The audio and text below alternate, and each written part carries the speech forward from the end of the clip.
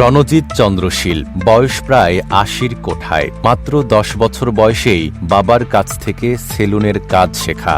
তখন ছিল না আয়না চেয়ার, ছিল না বিদ্যুৎ, ছিল শুধু সাধারণ চাকি আর হারিকেনের আলো। ১০ বছরের থেকে আমি কাজ আরম্ভ করছি বাবার হাত ধরে।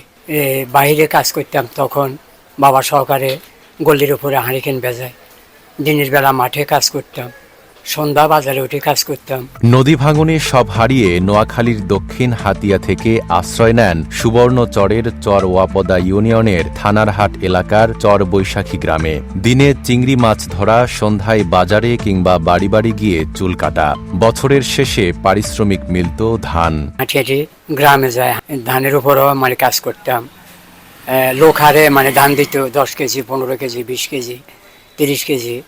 যার লোক যতজন ওই হার করে আমাদেরকে ধান দিত। ডায়ালগ সুবাসিত টয়লেট ক্লিনার, যার পাওয়ার প্লাস ফর্মুলা টয়লেটের কোনায় কোনায় পৌঁছে 99.99% জীবন ধ্বংস করে।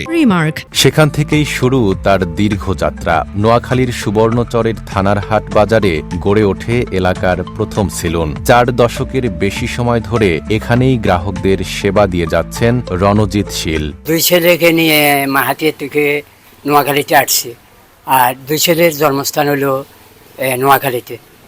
এখানে 60 থেকে 70 বছর আমি সেলুনে কাজ করি। 10 বছরের থেকে আমি শুরু করছি কাজ বাবার সাথে।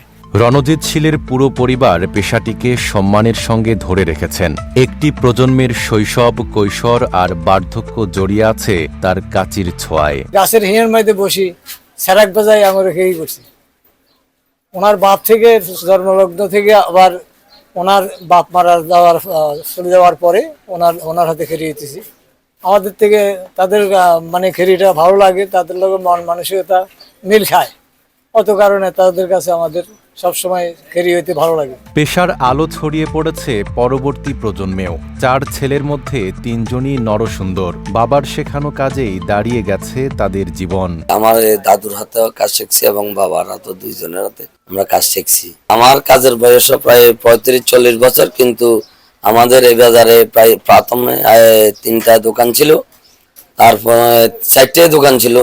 এখন বর্তমানে আমাদের দোকান হচ্ছে এই 2টা, আর একটা বন্ধ হয়ে গেছে, আর একটা ঢাকাতে আছে। আমাদের কাছে আমাদের কাস্টমার বাইরে আসে যে আমাদের বাড়ি যাইতে হবে, বা আমার একটা বাচ্চা হয়েছে, ওখানে গেলে আমাদেরকে অন্যতম ভালো একটা সম্মান করে।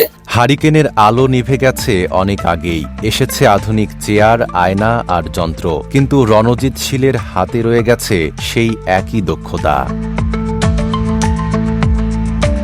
নাইম আরাবী, ঢাকা পোস্ট।